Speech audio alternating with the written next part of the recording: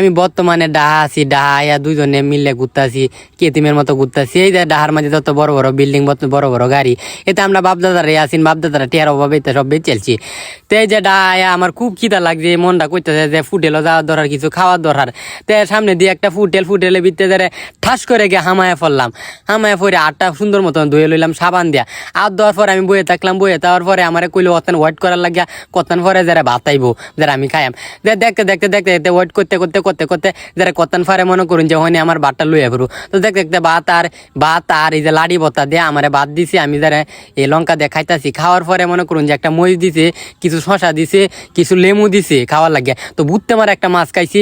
তো মনে করুন যে খাওয়ার পরে কত জিরাইলাম, জিরানির পরে যারা কইলো যে টেহা টুয়া দেন লাগবো, খাই শুনতে টেহা দেন লাগতো না, যারা টেহা টুয়া বেটারে বুঝাই দিলাম। বেটা দ্বারা আমার কিছু টেহা ফেরত দিল। আমি কিছু টেহা মনে করুন যে 15 টেহা ফেরত দিচ্ছি, আমি 15 টেহা লইলাম। লওয়ার পরে তো অনেকক্ষণ খাওয়া দাওয়া করলাম। খাওয়ার পরে ফুটেলেতে বাড়িয়ে পারতেছি এনি ফোন তো আইটাই বাস্তব।